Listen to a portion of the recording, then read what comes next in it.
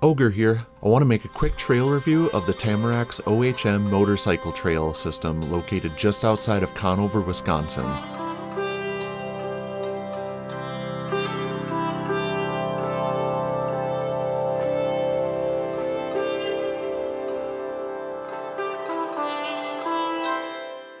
I've been coming here for a few years now, and this is one of my favorite places to bring my dirt bike. I've ridden roughly 10 different OHV parks now, and this is one of my favorite. There's plenty of single track to ride here, regardless of your skill level. Amenity-wise, this trail system has a campground attached to it where you can register online very easily for roughly $15 a night with a $10 reservation fee. Along with the campground, it has a small loading zone with a docking ramp, great signage both at the loading zone and on the trail, shelter with an information board, pit toilets, and that's about it. Bring food, water, and fuel with you because this trail system is fairly isolated. There's a small convenience store located close by in Conover, Wisconsin called Energy Mart where you can stock up, but that's about a 10-minute drive from the trail system, so keep that in mind. Now, the Tamaracks OHM Park is an off-road motorcycle only area, meaning only dual sports and dirt bikes are allowed. Whether your bike is street legal or not, you're required to display the Wisconsin DNR OHM sticker. There are no additional fees to ride this single track, but there is a donation box to donate to the Landovers Dual Sporters Club that created and maintains this park. This is one of the most well-maintained trail systems I've ever been on, so if you enjoy this sport, it's well worth donating to the cause. As for what this trail system offers, they have about 22 miles of trails that are divided into 3 categories: easy, intermediate, and expert. The easy trails are actually easy, but still fun if you're experienced. The easy trails are extremely well groomed and fairly wide, so you can build speed with confidence that you're not going to hit a surprise tree stump shrouded by brush. You can really get a good flow going with long, sweeping corners that are bermed and packed down not too hard nor too loose. The easy trail is mainly hard-packed dirt, but there are small sections of sand and rocks with the occasional section of roots. The intermediate section is slightly more tight with more hills and roots, requiring a little bit more skill and attention, but it's not terribly hard. My favorite part of the intermediate loop is the little clearings with jumps they have set up. It's so much fun just to keep looping around and hitting those jumps. The expert loop is my favorite though. It definitely challenges your skills, especially your balance if you're riding a bit slower. It offers a lot of off-cambered sections, decent hills and rolling terrain,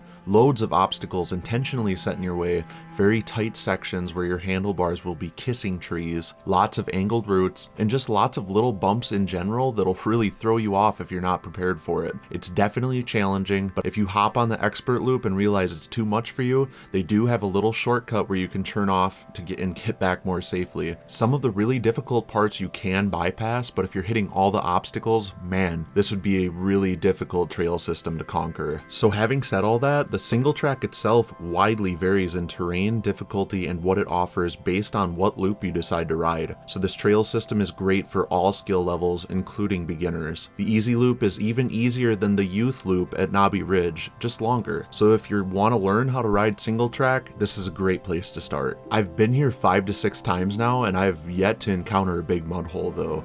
Yes, there is mud, but not a lot of it. Just in general, this seems to be a very dry area. Also, just a quick note about this trail system though, it is advertised as a 2-way trail system, so keep your eyes peeled. I've yet to encounter this being an issue because everybody always seems to go the same direction, but it's definitely a downfall in my opinion. If you're someone that likes to go balls to the walls, you need to keep that in mind. One thing I'd like to point out is how well maintained this trail system is. A big thank you to the Landover Dual Sporters Club, because as far as trail maintenance goes, this is the best I've ridden. Obviously, some sections are kept natural to maintain more of a challenge on the expert and the intermediate loop, but I'm 6'7" and I didn't have any issues with trees slapping my face, nor jamming my foot between stumps and foot pegs like at Crawford Hills. So how would I rate these trails? I'm gonna rate on a scale of 1 to 10, with 10 being the hardest or the best. Trail difficulty when wet or dry. I'm giving this one a variable rating of 3 to 7 out of 10. Now when I talk about trail difficulty, difficulty, a flat paved road would be a 1, and a course where they use for hard enduro championships like Romaniacs would be a 10. Within my rating system, I would say anything rated 1 to 4 would be considered beginner friendly, and that's assuming you have a basic understanding of how balance and the clutch works. I would also be totally fine taking something like a KLR 650 or even a Tenere 700 on the green loop, or even the intermediate loop here. The beauty of this trail system lies in the fact that you can choose your difficulty,